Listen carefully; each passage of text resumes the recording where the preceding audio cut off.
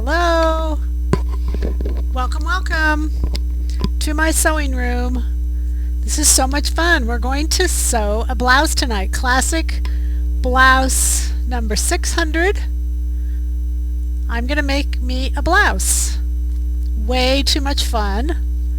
I'm going to use sewing machine and serger. I'll give you serger options that are, that you don't have to have a serger by any means, but I'm going to use it because I have one. And then each time we go to the serger, remind me and I'll tell you what you can do in place of the serger. So it's not a big deal. Today's February 22. February 22, 2016. And tonight we are sewing a blouse. And we have we call it the sub crew. The sub crew, because Brett's in the hospital. Brett is sporting the chemo look. He's 100% hair free on his beautiful little head, and he is doing really well. He's chemo treatment number 4.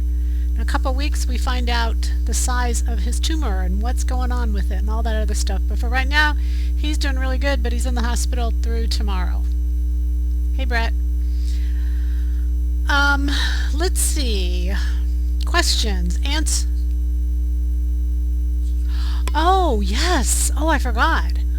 We have to say thank you. We're so excited. In fact, we have a little special for everybody. On our YouTube page, we reached 15,000 people, 15,000 watchers. Yay! Subscribers. I guess it's not watchers. Subscribers is the lingo I'm supposed to be using. And we're just so excited because that's double what it was. We have grown 50% in 6 months. Yay! So what we did is we have a little thing. We'll send out an email tomorrow, but it's actually up already. Because you guys know I'm so into helping you understand patterns. So if you buy the basic pattern making DVD, you get the plain potatoes with patterns free.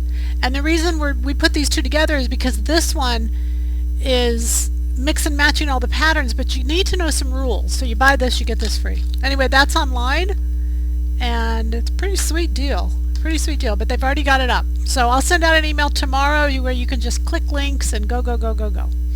Alright, so we're going to again spend the first few minutes answering questions. And the first one is, how do you adjust the tissue of 195 to accommodate a flat chest when the neckline doesn't lay flat? Well, when the neckline doesn't lay flat, it's not because you have a flat chest. Not that you don't have a flat chest, I don't know. But if the neckline doesn't lay flat, it's the shoulder seam. The shoulder seam, if it's the wrong angle, will cause the neckline to pop up. So look for that to be your problem, not the flat chest. Alright? I lowered the neckline of 195. It's now gaping in the front. How do I fix it? Anytime you lower a neckline of anything, there's a pattern making term in this DVD that is called correcting the neckline. And the reason that happens is because when a neckline, a jewel neck for instance, is where the basic is, if it comes to my neckline and then I go to lower it, you can see that the angle of my neckline changes. So from the fullest part of my bust to here is a much sharper angle than what it is to here. So anytime, this is just every time you do it, in silhouette patterns, when I lower a neckline, I automatically correct it. But if you're lowering a neckline and not correcting it, it will gap.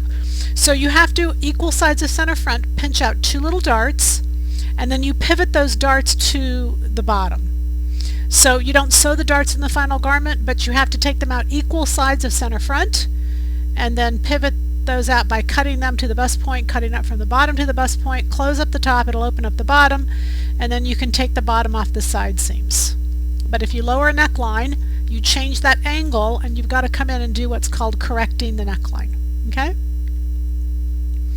I wanted also to tell you that this is really funny. I mean, I won't tell you the whole story, but anyway, our French curves, everybody loves them. They're flexible. They're great. A lady said to me she just wished that the ruler was see-through. And I thought to myself, the ruler is see-through. And then what I realized is we ship them with this protective paper on them And so y'all are not realizing that you need to take that paper off because she's still saying that it would be so much easier if it was see-through. It is. So just, like I said, we ship them like that. I mean, the paper's on there. It's kind of hard to get it started, but be sure to take that off, and then you'll have your ruler, and it will be see-through just like you want. All right. All right, any other questions? Tonight we're going to sew a blouse, and we're going to ask questions along the way, and the goal tonight is really truly just for you to be able to see that it's so doable. This is so doable. Can fold over elastic be used on woven neckline and armholes? Absolutely. Absolutely. Armani does it all the time. He uses fold over elastic on woven neck edges. Absolutely. It's a really nice look because it gives that woven knit combination, and that's really popular. On pattern 900 Carol's jacket, the jean jacket, the sleeves are too large diameter. I'm assuming you mean circumference. It's a two-part sleeve. How do you make them thinner? You don't. You just go down a size. Just go down a size. You don't have to worry about grading it down. Just go down to the size that works. Take the armhole that goes with that sleeve. So let's say if you're making a 2 and that size 2 is too big, go down to the 1 and then take the 1 armhole and draw it onto the jean jacket. That's the easiest way to do it. All right. I was going to say, hey, would you consider making the ruler in metal? I use a rotary cutter to cut fabric. It would be nice to have a metal ruler. So you're talking the French curve? Make the French curve in a metal? We'd consider everything, because I think you guys have great ideas, and when you share them with us, other women, we all benefit. I think we all benefit, but just clarify for me if you mean it in metal or what do you use to mark darts on knits? I use the same thing I use to mark darts on any fabric. I clip the top and I use a pin on the bottom. I'll show you when we go to do this blouse tonight how I marked it. I actually cut the blouse out because this room is just too small to cut, sew, and iron all the same thing. So I just cut the blouse out, but I'll walk through and show you what I did so that you don't feel like you missed anything. You just missed my scissors going like this around. That's all. I promise. When you make the hem on shorts using the yoga pattern, my circumference always looks terrible. Why does it look terrible? Your circumference looks terrible because of sewing, because of size? Oh, how do you make the hem on shorts? Oh, I'm sorry, I read that wrong. How do you make the hem on shorts? I just cut them off. I cut them off at the knee. I don't change the knee circumference or anything. So clarify what you mean by it looks terrible. Because if you just cut it off, I don't know what could look bad. I only make the hem about a 1/2 inch wide, and that's what I do. If it looks terrible, maybe I just don't know it. Would you consider making basic children's designs? I would consider it. I've done it. We have a basic children's yoga skirt. We have it goes from size 6 to 18 are the sizes we go. We have a little hoodie and top. That's the sweater set basically. We have a cute little skirt. We have the yoga pant. So we have the yoga pant, the yoga skirt, the sweater set, and we have the little skirt. We had 5 of them. So yeah, we geared it to where the young girls could sew too, because most of the patterns that we did, we put in really easy methods. Like on the yoga pant, we eliminated the side seams so they wouldn't, less seams. We really made them easy. Yes, French curve in metal would be wonderful. Okay, I'll talk to my ruler man and see what he can do. No promises, but we'll see. All right, is that it? And as we go along tonight, if you have questions, you guys know you can ask. This is a sew along, so I think it's really important to ask and make sure you understand what I'm doing. Is Brett watching? What about making more men's patterns? I think you were the same person that asked it last time. You must be the man. No. We are. I mean, our women's patterns, it's a numbers thing. They just sell so much more than men's, but it doesn't mean we leave out the men. We know. We're getting there. We're getting there. Need a great cargo shorts pattern for men. I know you can do it. That is a good idea, actually. A cargo shorts pattern for men. My sons I would be behind the machine 24/7, because great cargo pants and being able to put the pockets where you want and all that stuff. Oh my gosh. My sons would have a layer of fabric for me, especially because my oldest son loves cargo shorts, and we bought some at Tommy Bahama, and the fabric's terrible, and you pay a lot of money for those stinking shorts and the fabric just wears out. I guess I shouldn't have said that name, but anyway, the fabric wears out really quickly. He's been very unhappy with them. So there you go. Maybe we'll do a men's cargo shorts. We'll see. How do you change the back paper pattern when you have sway back? The center back is no longer straight. Do you take the extra fabric off the side seam? I have the center back right here, and this is of the classic blouse. The sway back alteration would come right here, and it would taper to nothing over at the side seam. That's what the pattern would look like.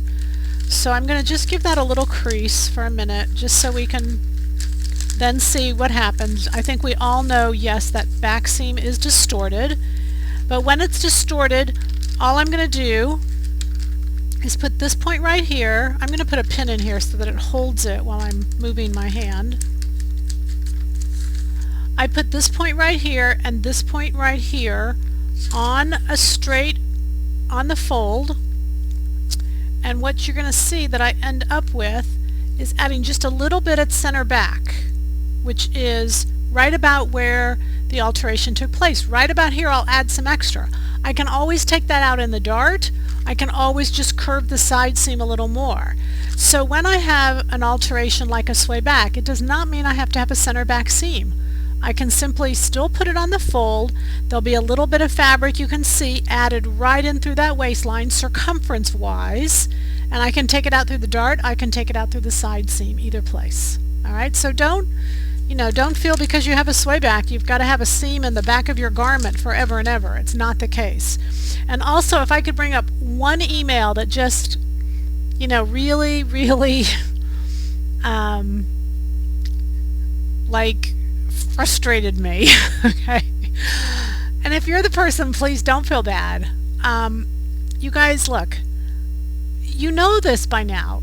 This week, this is our 19th anniversary. We've been doing patterns now. We introduced them at Puyallup, which I leave for Puyallup this week. And we have been doing patterns now for 19 years. We released the first 2 patterns at Puyallup 19 years ago. So prior to that, I'm really not that old, but anyway, prior to that, I've been doing patterns for 20 years. I've been doing patterns for a long time, okay? I know bodies pretty well. So when I made this classic blouse, when I made all of them, I built certain things into the body. So I had a lady, and she slashed and changed and made all these alterations to the pattern, and then they were problems because she didn't need to make any of them. So you can't make a bunch of slashes and changes to a pattern just because you always do them. Please, it's just such a waste of time. This pattern fits really, really well. Just choose your circumference, choose your cup size, make a muslin. You're not going to have a lot of changes. I've gotten lots of emails of people who have made the pattern. They la da da da da da. Can I make a pretty dresses redesigning classic blouse 600? Yes, I make dresses all the time out of 600. Absolutely. The shirt dress of the 60s. The shirt dress. I did one out of denim. Calvin Klein had one done out of denim with a little drawstring waist. I copied it. They're cute as can be. And again, you're going to see they take no time to make. It's 8:15. We have 45 minutes. Should I delay more? No. Let's start sewing. But they take no time at all to make. Because typically when I sew, especially a classic blouse, I've made quite a few of them, I don't typically look at the guide sheets, and I'm not going to look at the guide sheets, but because sometimes in the last couple sew-alongs, when I've looked at the guide sheet, or when I haven't looked at the guide sheet, y'all have said, the guide sheet says do. So I did peek at the guide sheet to make sure I was following the right order so that you all wouldn't have a hard time. if you do a slash in the back to give room in the top of the back so the collar will be right, it too takes it off the straight fold of pattern. How do we handle that? Same way. You just still straighten it up with the center back fold. It will take a little circumference off the back because in the back you're opening it, so you gain circumference. In the waist, because you're closing it, you lose circumference, but it doesn't matter. You still straighten it up. You can add a little bit of circumference back in through the armhole area. You can straighten that armhole up a little bit. Not a big deal. Okay, again, don't cut on a center back seam. You don't need one. Okay? Questions? Why do you have two sergers set up? Because I'm lazy? Just because they're faster. I mean, I have different color threads. I actually have another one over there. You can't see that one. Just because it's time consuming to change the threads. So that sounds so spoiled. You know, so I have black on one, white on one, and a mid-tone color on another one. And because this is the this is the sewing command center. This is sewing central, and this is what we want to grow up to have, right? You don't need a serger, but the only thing I shouldn't say the only thing. I love having a serger, and I love having to not ever have to change the threads. The only thing I have to do is when I do a rolled hem, I go from one to another. But it's just because I'm lazy. That's all. All right. If you have to know the truth. Alright, so this is my classic blouse. Remember, we made this last week. This was the one, I'm going to stand up for just a minute. This is the one that I did out of a knit, if you remember. And I just put the center back and the center front on a fold, and that's it. I think I lowered the neckline just a little bit. Remember, we showed this. I love it. What I did, I'm just going to show kind of underneath here. This was done sleeveless. I love the way it fits. Love it. It's an IT wide knit. It has great drape. And then I just put the little sweater set over it. And this is the sweater set that I made, the asymmetric one that goes like that. So I just tied the top. Cute, little easy, quick, fits great. So I really want you to get a lot of good wear out of your classic blouse. So I can do it for knits, not just wovens. And I can use two pieces. That was the goal, so that all of you sewers who are just beginning, it makes a great little t-shirt, sleeveless t-shirt, etc., etc. Okay, so I've cut out my blouse, and I wanted to show you, this is the fabric I told you I was going to use, and we do not have any of this fabric left. It is sold out, but we have lots of great fabrics online, you guys. All of these, we have some beautiful fabrics online. So really, truly, pick up a couple yards and you'll do great.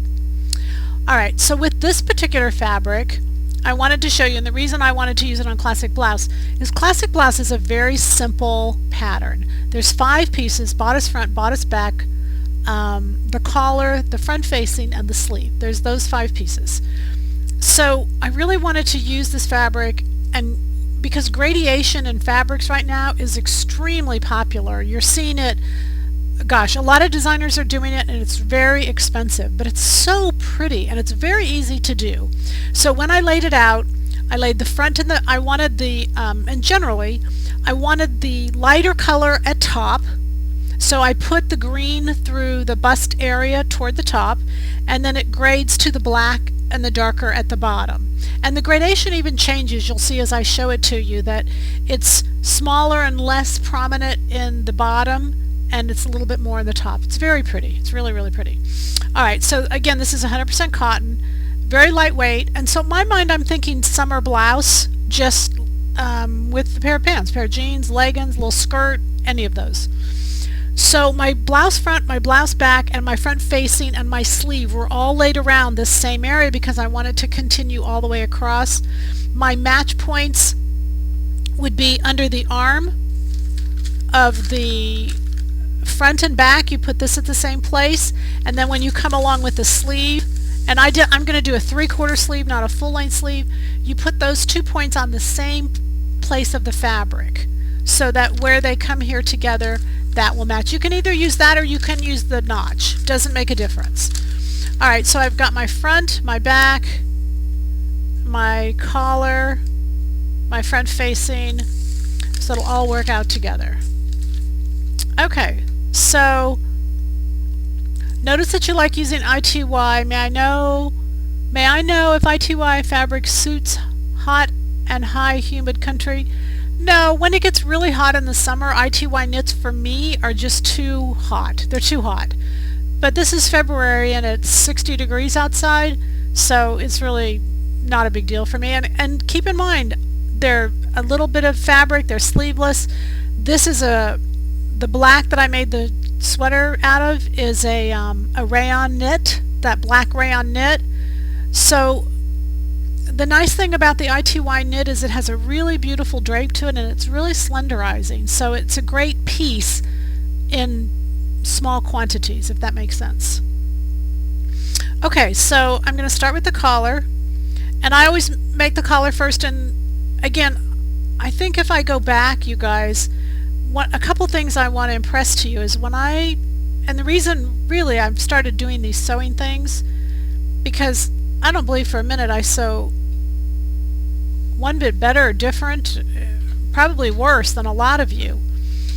But I think what impressed upon me, and I'll never forget, I was in the factory one day and I saw a blouse being made. Well, they were making blouses, and I saw the blouses going down the little conveyor belt, and I would never have made a blouse prior to that point. And I remember thinking and watching that blouse thinking, I could do this. Why don't I make blouses? I just in my mind thought they were too hard.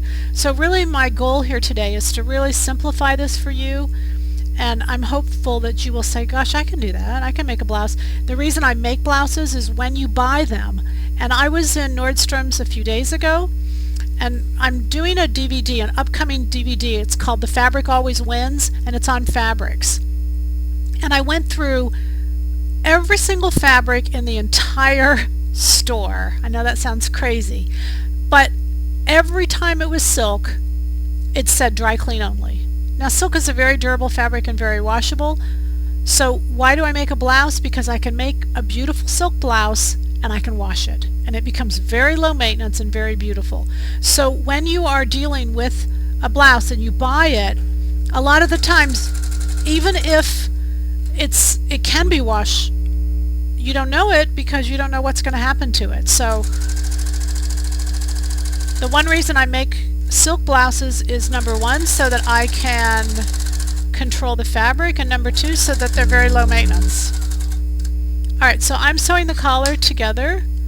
Why don't you interface the collars? They don't need interfacing. Interfacing is kind of an outdated technology when it comes to collars. A lot of you feel like the collar or the interfacing holds up the collar, when in fact the collar, the straight edge versus the curved edge, the collar will hold itself up. You'll see. And you know, I mean, if you like a stiff collar, there's not a problem with that. I just don't. So I'm not going to. Is that fair? Alright, so I'm going to stitch this and then I'll show it to you. I've got the two collars together. And I'm stitching on the outside edge of the collar. And then I'm stitching oops. Now what I did, you guys, I purposely put this up on YouTube. We put it up last week, was this collar, because I knew it'd be difficult on this type of session to see. So if you look at the video that we put up last week on YouTube, it's very, very clearly done. But you can see what we do is we cross those corners. We don't leave the needle down and change directions, which is what a lot of you all are told to do. We don't trim the seam allowances. You're going to use 3/8 here, but I'm going to fold it down. I'm going to fold. This thread becomes my fold lines, and I just fold, fold, fold. I hold those corners, and I'm just going to invert this to the inside. Alright, and all I'm doing right now is just stitching. I did pre-wash. Oh, I'm using a 3.5 stitch length. Again, because this particular cotton is fairly loosely woven, and I feel like the stitch length is dependent on how tightly woven your fabric is. If I were to have a shirt sleeve, and if it were to rip, I would want the fabric to hold and the thread to break.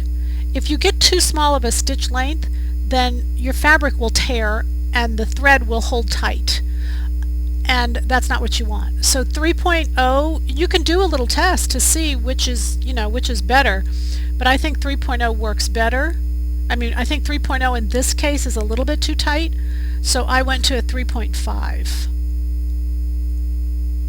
Alright, now around this curve of this portion I'm going to have to trim, and I've got to trim it down to about 1/8 of an inch because otherwise it just won't invert itself. So I'm going to trim that down, I'll turn it, and there's my collar that I did. Lots of questions, lots of options on these collars. There's lots of ways to do them.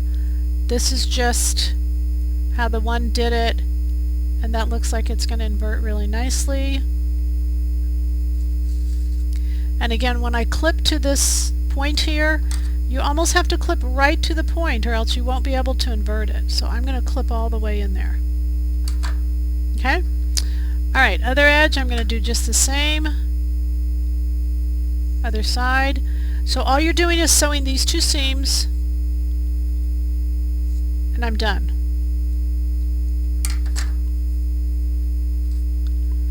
And then again I'm going to fold the corner, and you guys can see this way clear on YouTube, and I knew it didn't matter what color I used, it didn't matter what color thread I used, I knew it'd be kind of hard to see. So catch that one from last week and it will all be there for you. It's also on the Tips 2 DVD. If you ordered that DVD, we mailed out an awful lot of DVDs. It's that's all the DVD well, it's not all it is, but we went over all these blouse making concepts on Tips 2. Okay, beautiful. This will give you an amazing corner. I'm amazed at how sharp that corner is, and I haven't even pressed it yet. I'm still amazed, and I've been doing this for a long time. It's still amazing to me how beautiful that point is on that collar, and it's flat. It is flat. You can just cut right through. You can stitch right through it without any problem. So very, very easy to do. Really nicely done. I'm not going to get up and press right now. I'm just going to put that over there because I can still sew. I don't need to press that collar because I'm not ready to put it on anyway. The goal is to kind of minimize the number of times I'm getting up and down, back and forth to the iron. And the way I wrote the guide sheets was according to the stations that they had when I watched blouses being made. They would have stations, and as I went from station to station, that's when I changed it to the guide street. I'm going to go to the serger. Do you ever do videos with a serger rather than a sewing machine? I really need all I can find on sergers. Every video I do is with a sewing machine and a serger. Okay? Are we okay where that camera is? I'm trying to go here. This is, whoops, sorry. This is not a big deal, just this is the front facing, and what I'm doing is I'm going to serge this inside edge. If you do not have a serger, I can finish that however I want. It wouldn't make any difference.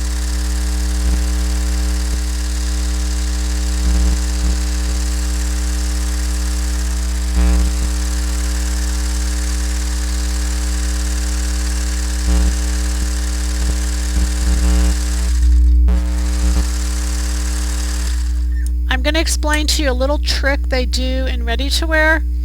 A lot of times I know in sewing we always say, oh, the pieces have to fit exactly, but sometimes the pieces don't fit exactly purposely. In this particular case, you're going to see this facing is longer than the blouse. I'll show it to you when we actually go to sew it on. And the reason being is because it's a gradiated print and I want it to align. That gives me some error factor in actually lining it up, so if it's not cut just perfectly, I can still get it to line up. So when I was laying out my pieces, I went ahead and cut that facing piece like 2 inches longer so that I could move it up and down if I needed to.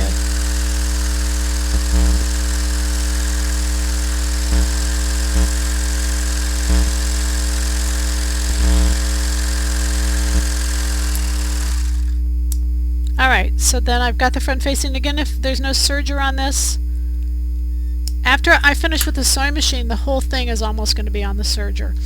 But it doesn't have to be. And I'm a big believer that you should actually make it on the serger and not do it on the sewing machine and then do it on the serger.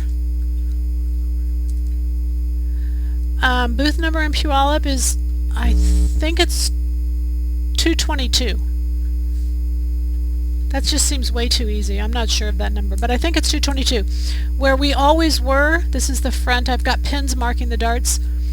Where we always were right across the aisle. And I'll only be there Thursday afternoon and Friday morning. So I only have classes on those 2 days. So, you know, it's going to be a quick Puyallup for us. We're excited to see everybody. We're really excited because last year I was sick and I didn't get to go. So I'm really excited to see everybody. Notice I'm starting at the point. Does the facing need to be cut separately, or could you extend on piece on the front of the blouse? The reason it could be done as one, but the reason the facing is done separately is because there's a couple reasons. I'll show you when I go to the ironing board. I've got a sample of a blouse. It's so that you can put trim in if you want to put trim in, but also it takes a lot more fabric if it's all done as one. And there's advantages for it to be done separately, and I will show you those. Alright, so notice that the dart, I actually started at the tip of the dart. I started here and sewed to the big end. And then I've got my pins in, and I just picked them up, and I've got cuts at the bottom. Now you guys, if you were making your blouse, the first blouse you'd ever made, I wouldn't do the darts right now. I'd do the bust dart, but I wouldn't be doing the waist dart. I've made the blouse enough that I know the darts, I know where they need to be, I know where I like them, I know how the fit is, and this fabric is not, for me, anything unique or different, and so I kind of know exactly where I'm headed. So I'm doing my darts now. And there's darts in the front, and then there's darts in the back.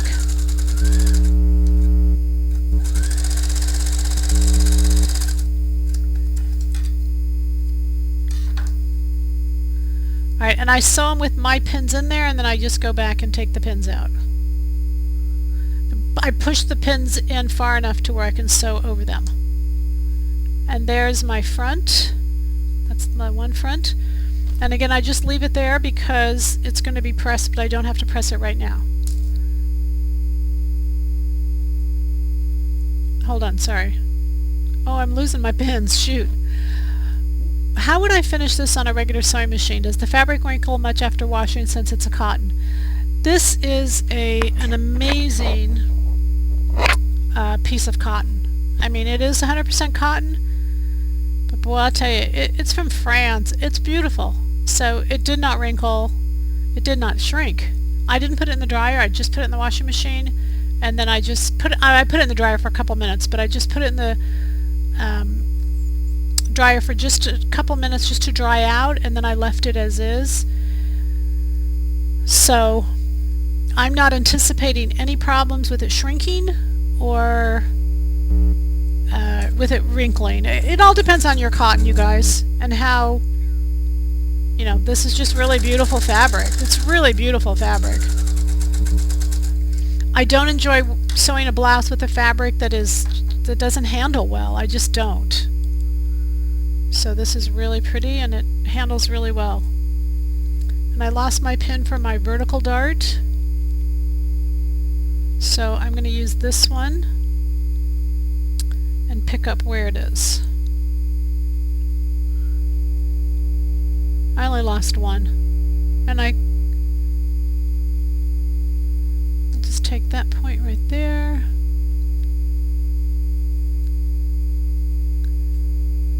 Alright, anything we're doing is pretty easy, right guys?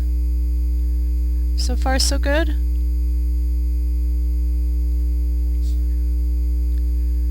This serger behind me is a Baby Lock Imagine. This one over here is a Husky S21, Husky Lock, Viking Husky Lock.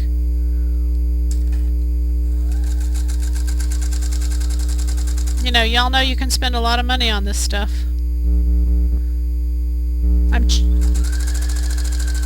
What's that?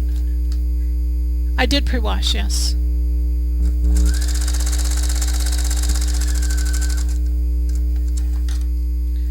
Alright, so there's 2 darts in the front on each side, and there's 2 darts, there's 1 dart, I'm sorry, there's 1 dart in the back. So those are my fronts. And I'm not going to create the neck edge, and the reason I'm not going to create the neck edge is because it's my sleeve. The neck edge is bias, and so you don't want to create the neck edge until you're ready to put the collar on, and that way you'll be sure that you're not shrinking or, I'm sorry, stretching or pulling out that neck edge. So this is the bodice back. Pin marking. How often do you lose the pins? You know, I can't say ever. I rarely lose my pins, and I'll tell you why, because once I cut it, I sew it. I cut this earlier today, and so I kind of had to make a pile out of it. And if you can see, what I've got is it pinned together, and I love this table for many reasons, but one of the reasons is you can see now I can just pick the pins up like that and sew the dart.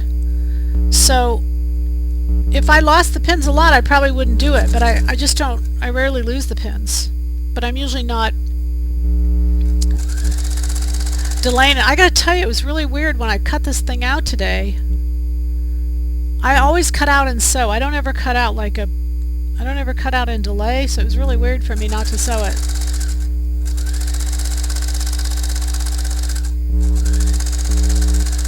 Alright, so I always start at the point of the dart. I think you guys have seen this. That would be my lesson for this. And the reason being is because you're going to get a nice, much more graceful dart when you do that. Alright, so I've got a pin here, I've got the pins in the middle, and then I've got clips at the bottom.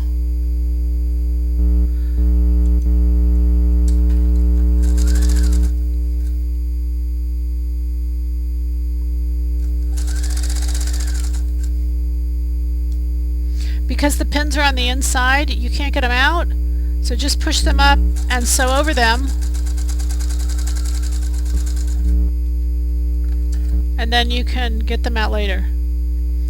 What method do you use to stop the dart edges from unraveling?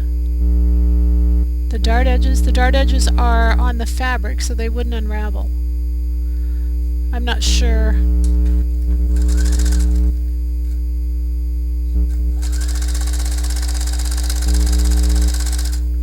Do you mean the tip of the darts? I don't even tie the tip of my darts. I guess you could, but I don't. I don't use chalk, but you could. I mean, I think that anything that you work, I don't think there's anything that's better. You know, I don't think anything's more efficient or faster. I do think that clipping the ends is fast because you're in the seam allowance, and so I think that's really kind of quick. Anyway, there's the back of the blouse. Okay? Alright, so we're going to go to the ironing board. Can you explain what you meant by not doing the neck edge yet? Yes, I can. The next step of what I would do is I would sew the shoulder seams. So I'm going to press everything now. I'm going to get the collar ready, you'll see, and then I'm going to create the shoulder seams. And as soon as I create the shoulder seams, I'm going to recommend that you put the collar on, because the collar neck edge is bias. And so if you've made that and you handle it a lot and you try it on and you do all that stuff, it is possible that the neck edge will stretch out and then the collar won't fit. So I don't do the shoulder seams until I'm ready to do the collar. Okay, and I'm going to go on this edge of the sewing machine, and I'm going to press. Alright, so the first thing I'm going to press is these front facings.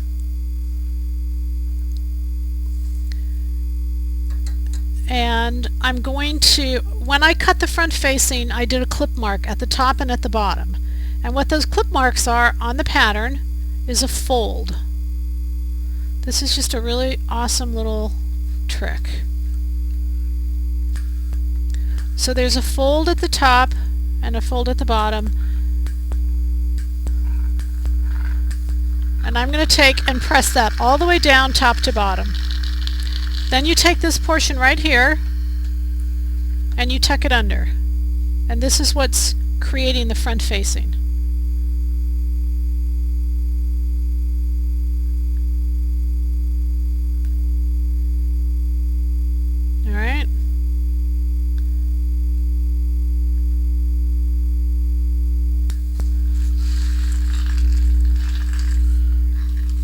Alright, so remember it was longer. I'm going to get my blouse. It was longer than my blouse because I wanted to make sure I could line it up. So when I actually go to get my blouse, and I'm going to put my blouse in it before I do it, I'll go ahead and just press the darts, the vertical darts press to the center, the horizontal darts press down. That's because of gravity. So by the time I've pressed those two darts, they just lay beautiful. You'd never, in this particular blouse, because of the design and everything, you'd probably never even see that they're there. Alright, so then what I'm going to do is, because again I want them to go straight through and straight across, you can see that I've got error factor here, and that's what I was talking about. I want to make sure that this print comes right into the front, so I'm going to bring the blouse front all the way to the fold line and then put it down again. So here, just to line it up, I think it lines up there the best, so I can cut this off to match the blouse, because remember I cut it a little bit longer, and I can cut this off here to match the bottom. And you can see my facing now, you can't even see that there's a facing there, it just blends beautifully. Can you hand me like 4 pins? Can you grab that? Sorry you guys, just so I don't have to go back. Okay, thanks. I forgot my pins. You want to pin this in place so that nothing shifts. And when I pin, I'm going to pin a little bit to the outside of that front facing to make sure I catch the blouse underneath. I don't need interfacing here because I've got 2 layers of facing and 1 layer of blouse. I've actually got 3 layers, and then it comes right into the neck edge of the blouse. It's beautiful. It's a beautiful pattern. Again, you guys, I had done this pattern in ready to wear so that you can see when it folds back, the right side of that blouse shows. Isn't that pretty? Very pretty. Okay, so we're going to put that there. We're going to do it again on the next front facing. We're getting a lot of questions. Go ahead and ask questions. I'll answer the questions while I'm doing it. I don't backstitch. Backstitching is not something you'll find in ready to wear. The only time you backstitch is when you're dealing internally, because there's usually going to be another stitch that's going to come right over it, and so you just don't need to backstitch. Backstitching is truly a home sewing concept. If you like it, it's fine. It's just very time consuming. Yes. When I start sewing the fabric at the point, how do you keep the fabric from sucking down into the machine? Probably you're using too small of a stitch length. And so you want to really get it to where you kind of practice a little bit, take 1 stitch off the fabric, then you come right onto the fabric. And the 3.5, 3.0, if you're at 2.0, you'll probably have problems with that. But a larger stitch length makes a big difference when it comes to doing that kind of stuff. So probably your stitch length is too small.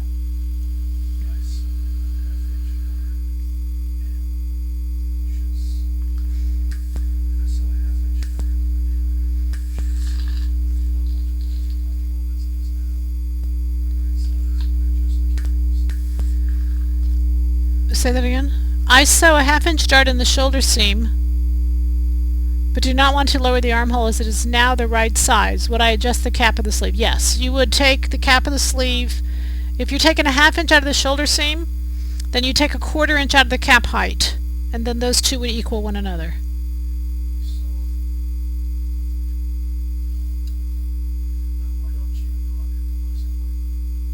Why don't I knot at the bust, at the tip of the dart, the bust dart? You don't need to.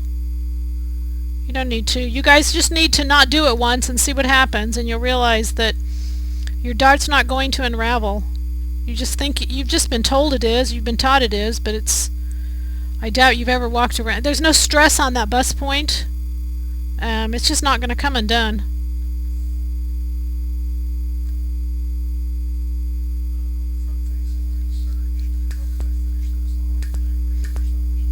On the front facing where I serged on that portion, I would just use a zigzag stitch. When you go to use a regular sewing machine, just use a zigzag stitch and just finish it off that way instead.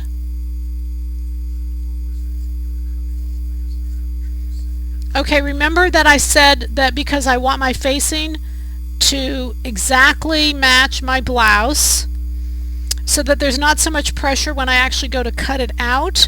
I can cut out just the whole area, and I cut the facing longer, and then I actually perfectly matched it on the blouse, and then I just made the facing now fit the blouse. So I just wanted it to fit perfectly. You don't have to align it just perfectly. I can cut it, and then I can cut the facing longer, put it to the blouse, and then get so the pieces are perfect now. See how pretty that is? Okay?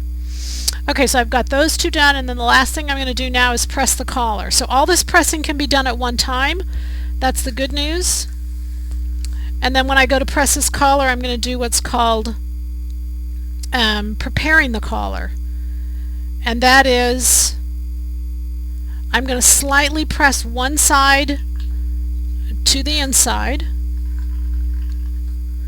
and then I'm going to press the neck edge, the seam allowance, I'm going to press under.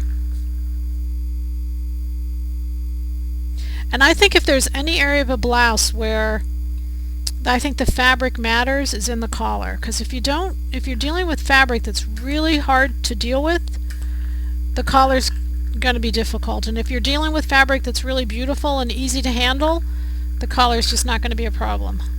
There's sometimes if I'm doing the body of this blouse and I'm doing it knit, Jared, can they see? We're okay? If I'm doing the body of this blouse and I've decided to do a knit, I'll do a woven collar, just because wovens are a little bit easier than knits, so it's a little bit easier to do those together. Okay, so I've just pressed that collar, and then what I'm going to do now is go along the bottom and just turn under a 3/8 inch seam allowance.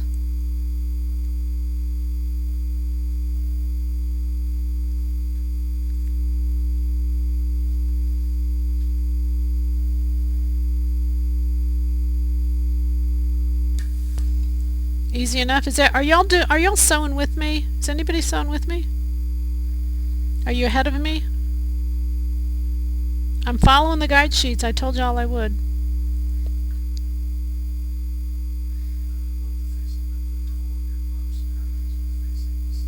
Yes. I'm sorry. She said, love the blouse facing method. Yeah, this is an amazing method. It really, truly is. And yeah, all of our blouses patterns are done that way.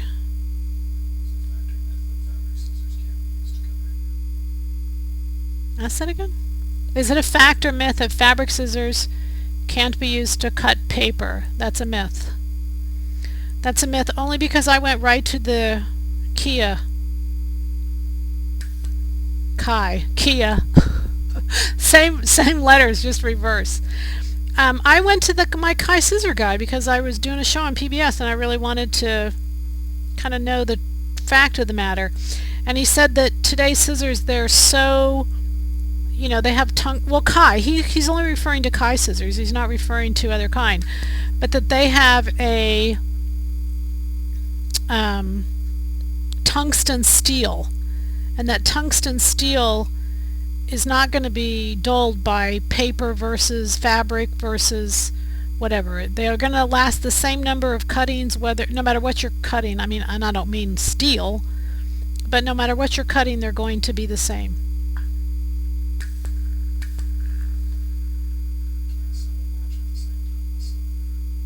Can't sew and watch at the same time. Got it. We'll sew later. That's a good idea, because you can stop and pause it, huh?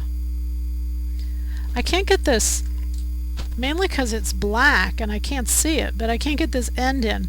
What I'm going to do is open it up, fold it, and then tuck that seam allowance up. And you're just going to press it in place. Ah, there we go. Okay, but if y'all are going to Puyallup, I want you to come show me your blouses, okay? The iron is a Rowenta DG5030. That's the model number. DG5030. I don't know if they actually have this model number. I think they do. DG5030 Rowenta. I love it because there's no water in the iron, so it's very lightweight. The iron all pulls up from the tank. And so I really like that. It doesn't turn off automatically. It doesn't do any of that stuff. It's great. Okay, I think we're ready. Let's go back to the sewing machine. Okay, so the first thing I'm going to do is sew the front facings. And I've got my blouses done. This is my... I forgot to press the blouse back, but we'll do that later. Okay, so when I start this, I'm going to sew 2 rows. I'm going to start by sewing on the inside. And I pick a point on my feed dogs and just go.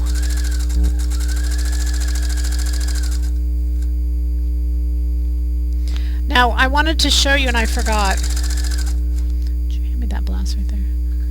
The whole reason, one of the reasons this is done, a couple reasons. Number one, thank you. When you sew and you're wrapping the facing around the front, this is a wonderful method, but also it allows you to put trim. If you want to put trim in there, this is how it's done so that number one, it saves fabric, and number two, if you want to put trim on both sides of that buttonhole placket, that's the reason it's done that way, because I can just slip the trim in right there. It's done this way either whether there's trim or not, but it's really great if you want to add trim on both sides. See, on this side it's added in that side, on that, but by the time you bring it together it comes right down that buttonhole front. It's very pretty. So if I wanted to put trim in this, I could. I don't want to because I think it would kind of ruin the beautiful kind of graded look that it has.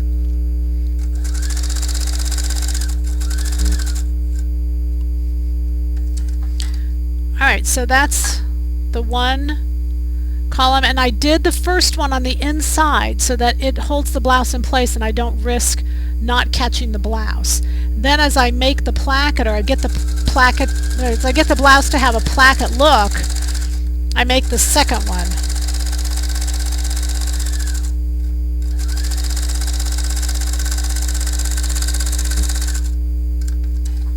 Okay, with that the front's done. Alright, so that's the front. I'm going to do the same thing on the other side, and I sew either up to bottom or bottom to top so that I always am using the same mark, the same place. For me, that helps me keep my sewing consistent.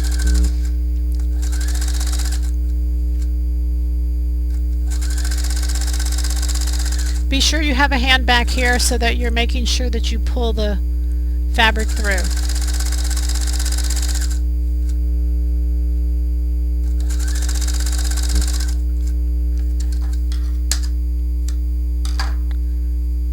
Then I'm going to I take it the other way so that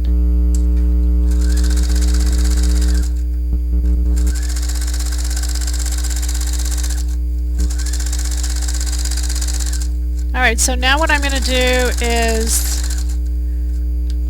this is like a jigsaw puzzle. The goal is to get all the pieces together. I've only got 5, so how long can it take, right you guys? Okay, so now I'm going to sew the shoulder seams. And once I sew the shoulder seams, I don't even press the shoulder seams. I just go ahead and do the collar. So those are my 2 fronts. And here's my back. I just forgot to press those darts, but we'll get those in a minute. And I lay them on top and I serge them. If you don't serge them, you could do it on a sewing machine and then of course just press it. Do you think the yoga pant will repeat at POM sometime this year? It will not. Sorry, it will not. Oh, if you're a POM club member, yeah, that's a good idea. You can sub. When you do this shoulder seam, be sure you get the facing caught in here.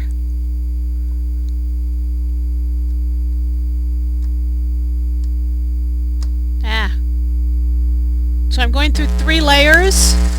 The front, the back, and the front facing.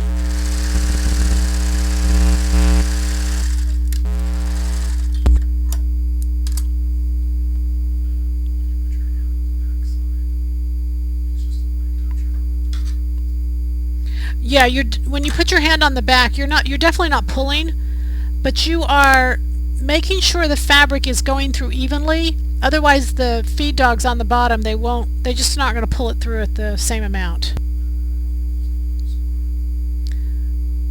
The Husqvarna, this is a topaz, designer topaz. Yeah.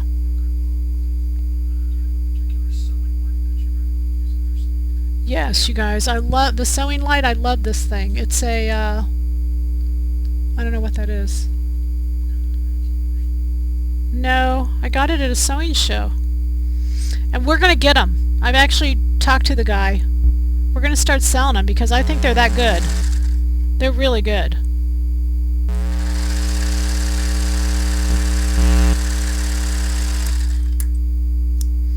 Okay, so this is what I was talking about now when I've just created the shoulder seam. So I actually have the blouse is looking like a blouse. The front facing is done and the back, you know, the darts are in. It's kind of looking like a blouse. So what I'm going to do is just lay this down, and if you notice I haven't really put any stress, or I just don't handle the blouse a lot right now. And I'm just going to, the collar's all prepared, and I just get rid of all my strings. And so what I'm going to do is just put the collar right into, I've made a little envelope, so I just put the collar, the neck edge right into the collar, and then I just put a little pin. This is what's called edge stitching.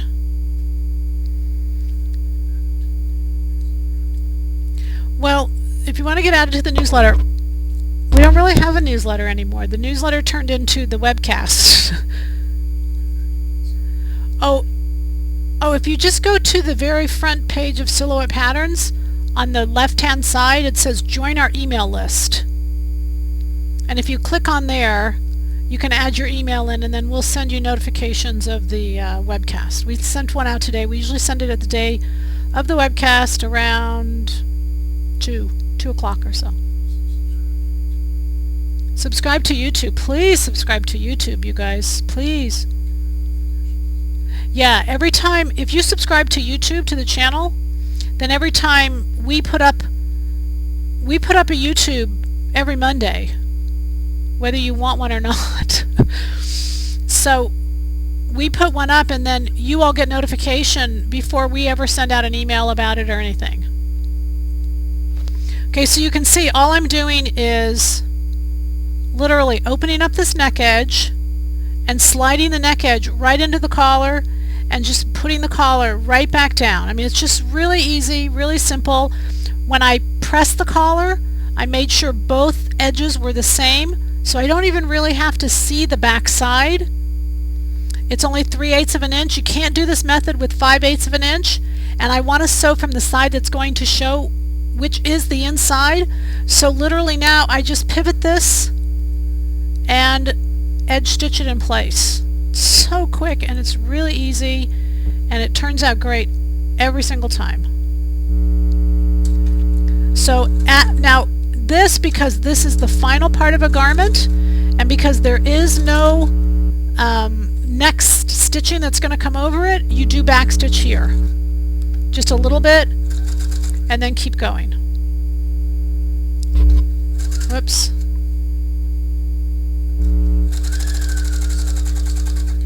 Am I what?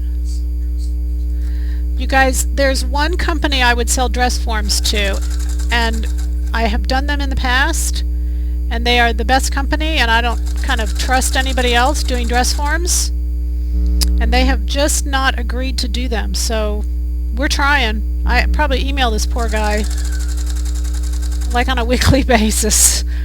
I'm sure the guy isn't even opening my emails anymore, but I keep emailing him. I keep thinking he'll come across really hard times and he'll need to do this.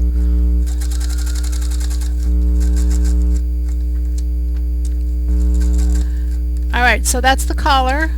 Because I've backstitched, I'm just going to clip my threads.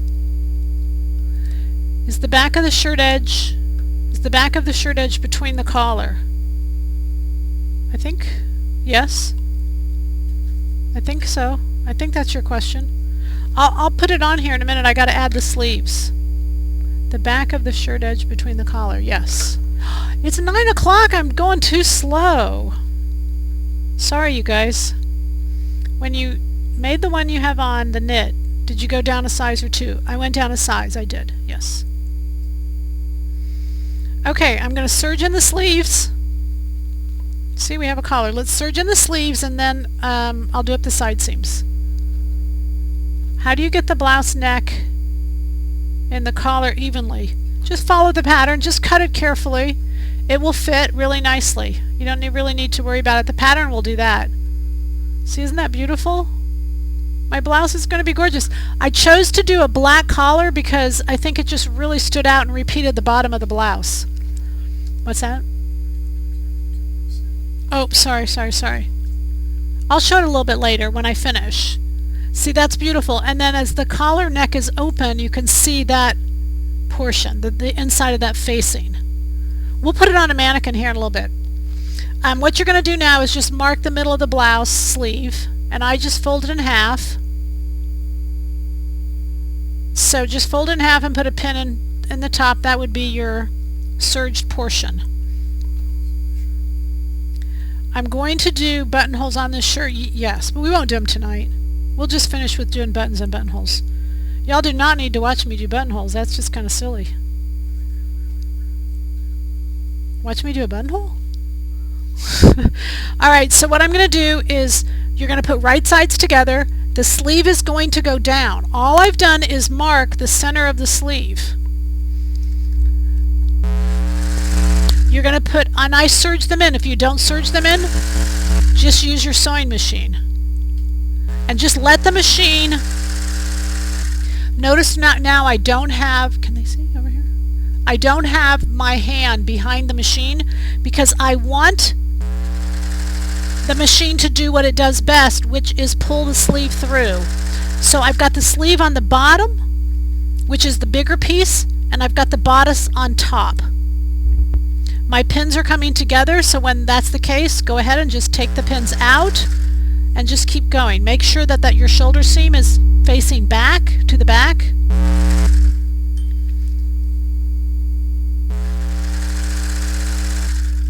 And then just keep coming around.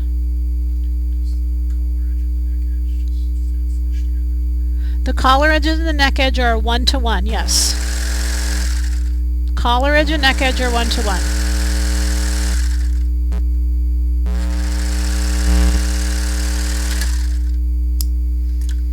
Alright, so there's my sleeve.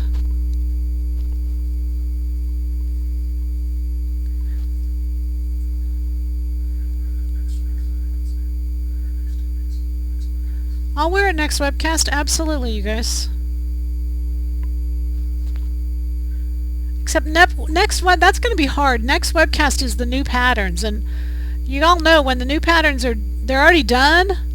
It's hard for me to not wear the new patterns 24/7. Oh my gosh, they're so cute. Do you want to do both sleeves, or would you rather move on?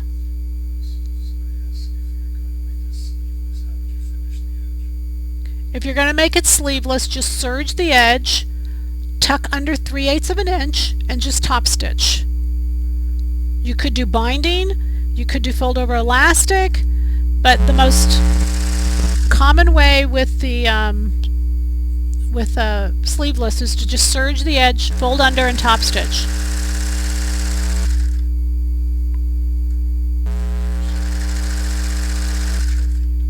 Say it again. Serger has a differential feed. You want to use it when it comes to a sleeve. Well, that's not true. That's not true. You could really turn off the differential feed, actually. I think actually mine's off. I think I have it off all the time. Because I want to really control what the machine's doing.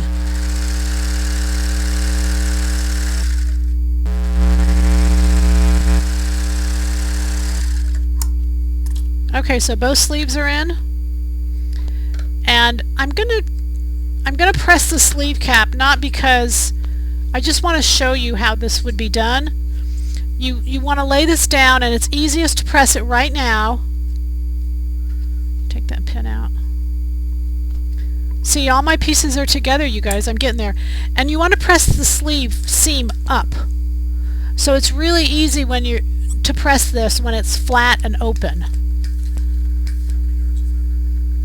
I used 2 yards of fabric. Remember, I had 2 yards because my concern was that I had, I was trying to match and align, and I wanted to make sure that I'll show you when I finish with the sleeve that it went all the way through and all the way across. Alright, so you can see that I've pressed that up and it goes up. So see, I wanted the sleeve to come in right at the same for the sleeve to come in at the same place that the blouse does. So sometimes you're going to have a little extra seam allowance to make sure, fabric to make sure that all lines up. Alright, let's do the underarm seam. And so I'm going to put this together. And again, if you don't have a serger, you just do it on a sewing machine and then just finish however you normally would finish your edges.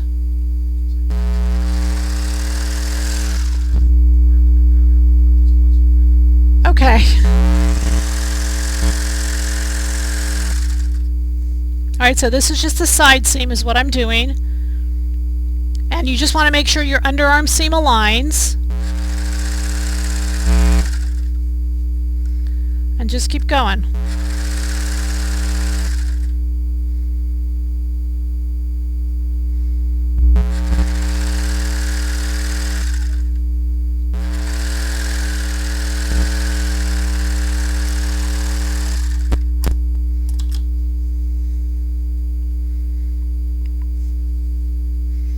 And I'm going to go ahead and do the other one just so that the blouse itself closes up, and then we'll put it on the mannequin here.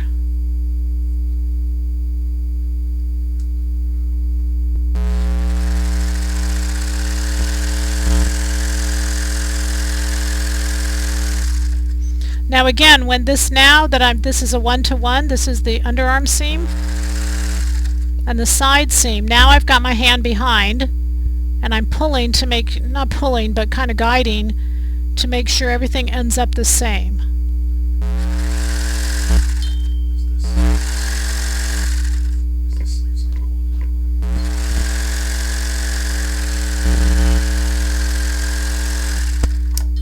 Ask that again? No, this is a blouse armhole. This is a larger armhole than a knit. Hey Jared, do you want to, let's go here. Actually, I'm going to come around. That's okay, because we'll end up here. Okay, so I'm going to move this mannequin out a little bit.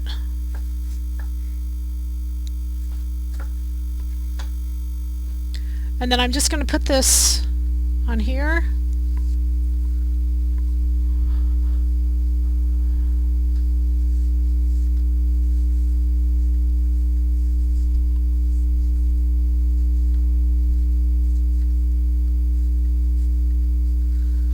Alright, you guys, what do you think? So see how the sleeve goes straight across? That was the goal. I love how it stops, most of the lighter colors up here, but then what I did with the black is I matched it to the bottom. You could have done it lighter so that it was all lighter here and went darker here. Isn't that pretty?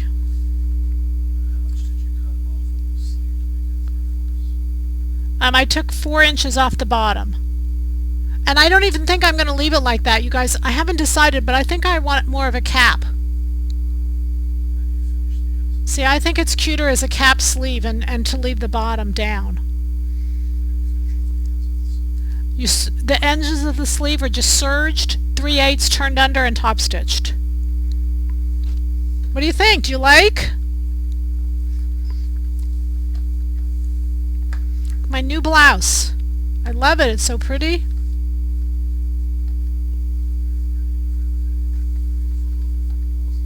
Yay! It's really pretty. It's really pretty. Hints on the new patterns. Alright, one hint. One hint. Here, I'm going to move that back just a little bit. Okay, this is one of the new patterns. Love this top. It really has to kind of be on. This was a Chanel, you guys. Beautiful, beautiful top. Is that beautiful? Drapes just beautiful. What keeps the neckline in place is the hips. It's a knit. Oh, love it, love it, love it. That's one. But that's it. No more. We're over time anyway. You have to wait a couple weeks. But in 2 weeks we're going to do all the new spring patterns, and we're going to do a spring forecast as well. Okay? So can we answer any quick questions to kind of sum it up? Buttons, buttonholes, finish your sleeve. You guys got this. Really, once you make a few, and if you don't talk, you'll really get quick.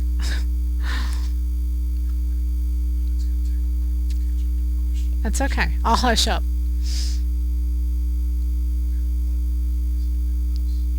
Oh, what kind of button? I've got, oh, guys, I can't even believe this, but I've got little square buttons that like match exactly. I was in New York, and I just buy buttons because I love buttons.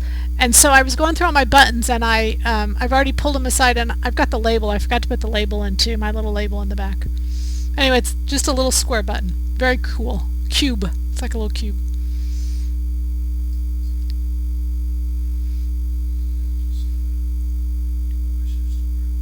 Thank you for Brad. In fact, I'm headed out to the hospital. See, he's going to get dinner late because I'm late getting there. So, Brad, don't starve. I'll be there as soon as I can. If you want to add a cuff, 425 has a French cuff, or 900 has a cuff. You can use either one.